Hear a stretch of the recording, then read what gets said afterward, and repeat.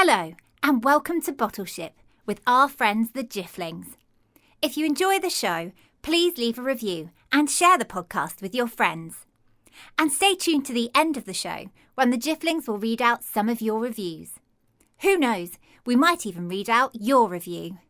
And next week, as a special holiday treat, there'll be a bonus Christmas episode to look out for. And now it's time for today's episode, the letter opener. In your world, things are important. But what about the things that aren't important anymore?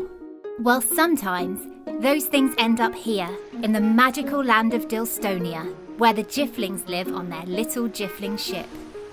They find these things that we throw away and fish them out of their sea so they can recycle them and put them to good use once again.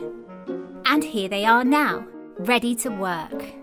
Eccentric young pumpkin. Oh, I'm ever so excited. The hedge, who was a very lazy Jiffling. Like, hey man, is it time for bed yet?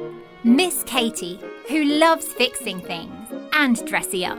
Sometimes I like both together. Albert, the ship's gardener.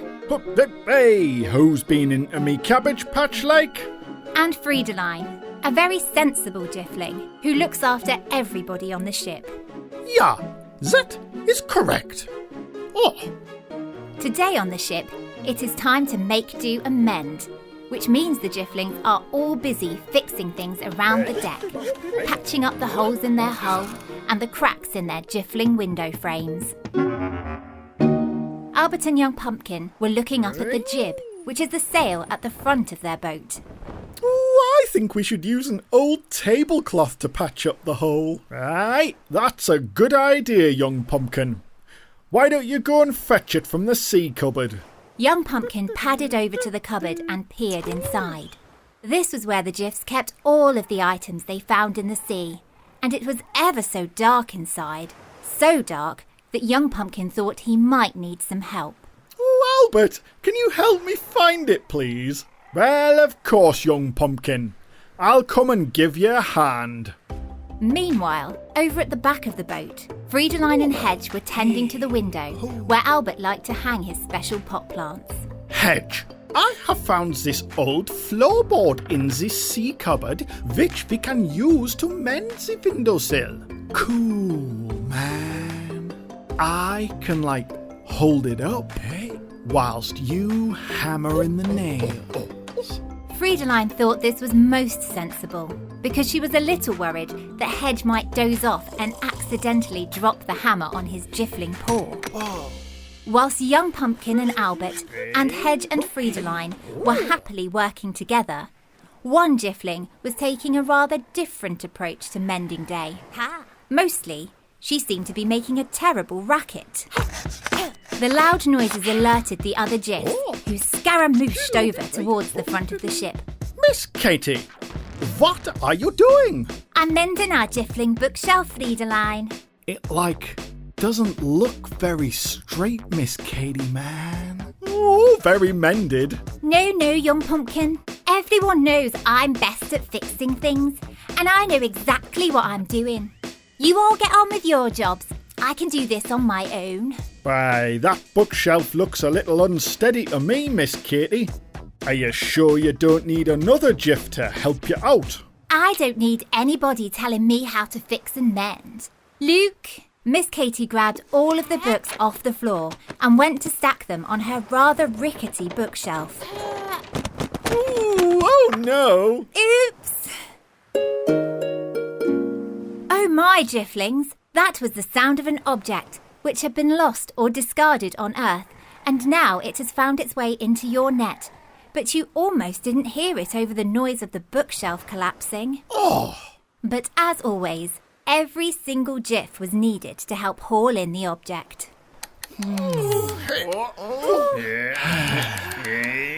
The object fell onto the deck with a clattery bash of a sound. It was long and thin, and it glistened in the sunshine. I think that's a giant wizard's wand for casting lots of important spells with. No way, man. That's like a cake checker that we can use to prod our cakes and check if they're ready to eat. Then Freidaline stepped up, for she knew what the object really was. So she jiffled up onto the story seat and began to tell her tale. This is the letter opener, and my pen pal, Professor Florian Hausmann, told me all about it. Once there was a very magnificent ice dancer called Neil, who was very good and dancing on the ice.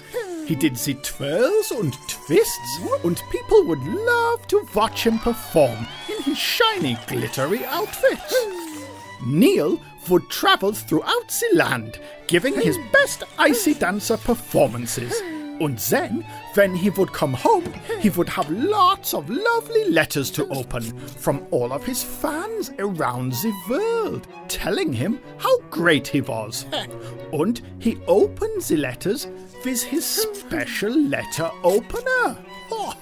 Well, whenever Neil came home, in amongst the letters which said how brilliant he was, there was always one letter from his coach, William, giving Neil the useful advice, like, keep your legs straight as you glide across the ice, and also, always smile at the end of your dance. But Neil thought he knew it all and did not need the William's advice. He only wanted to read about how great he was, like all the other letters said. So he ignored the letters from his coach William, and soon he was becoming too big for his boots. Oh, silly Neil. So, one day it was time for another grand competition, and Neil turned up full of confidence, waving to his many fans. But he had not listened to his coach, and so when he went out to dance on the ice, he did not keep his legs straight, and he went slipping and sliding right onto his bottom. The more he danced, the worse he became, and the crowd booed, and that made the Neil very nervous, and so he made even more mistakes. Well, by the end of his dance, he was not smiling, like the William had said, and he had made so many mistakes that he lost the whole competition. Then he wished he had taken the William's help after all. Now, this time when Neil went home, there were no lovely letters from his fans, and Neil was sad. Then, in a big silly tantrum, he threw away the letter opener, because now he had no more lovely letters to open. Aye, and now the letter opener is here. So we have to make it useful again. Yes, we do, young pumpkin, because that is what the Jifflings always do. I think it could be like a balancing beam for Jiffling gymnastics. That would be great fun, Hedge. But Miss Katy looks like she has a very useful idea. Why don't we use the letter opener as a proper shelf for the books? But I'll need some help to put it up, if you don't mind. Yeah. Oh, how wonderful, Miss Katy. Every Jiff agrees that that's the perfect use, and you'll easily get the job done with all the Jifflings' help. So everyone worked together to hoist up the letter opener, whilst Albert and Miss Katy secured the nails so the shelf would stay in place. And then Freidaline handed the books up to Hedge and Young Pumpkin, who placed them all carefully on top. And this time, when Albert offered some advice, Miss Katy listened, and they all worked together to make sure everything was back in good working order. Then, after a long, hard day's fixing things, everyone decided that they wanted to hear a story. And so Miss Katy picked one from the bookshelf, and she did such a wonderful job of reading it out that soon everyone felt rather sleepy. And then it was time for bed. Good night, Young Pumpkin. Good night. Good night, Albert. Hey, I'll see you in the morning, like. Good night, Freidaline. And it is a good night. Yeah. Good night, Miss Katy. Night-night. Good night, Hedge. Hedge? Oh, I think the hedge is asleep already. And goodbye to you too, wherever you are. Maybe next time you see a thing that you might throw away, you'll stop and see if you can use it again, just like our friends the Jifflings. And maybe the thing you use again will have a story to tell too. Goodbye. Thank you for listening to Bottleship. For all the parents listening, if you'd like to, you can donate to the show at patreon.com/Bottleship. And for all the children listening, if you enjoyed the show, please leave a review and share the podcast with your friends. We've had some lovely reviews this week, haven't we, Jifflings? Oh, yes. Like this one from America. It says, I am Nico and I am 4. I live in California. I like all of the stories because they are funny. I like when there are new stories, and I even like the older stories. My favourite character is Young Pumpkin, which is me. Ooh! Like, hey, Nico, thank you for such a nice review, man. Thanks, Nico. And we have this review from Great Britain. Hello, my name is Violet and I'm from York in the UK. I love listening to Bottleship and look forward to new episodes coming out.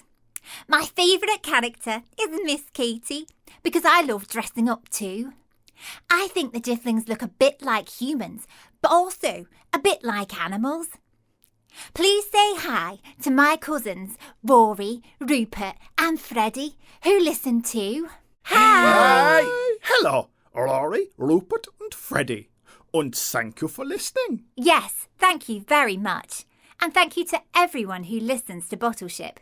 We really are very grateful. And if you like listening to stories, why not check out our sister podcast, Storytime, for children of all ages. Thanks again, and we'll bring you more exciting adventures with our friends the Jifflings very soon. Goodbye.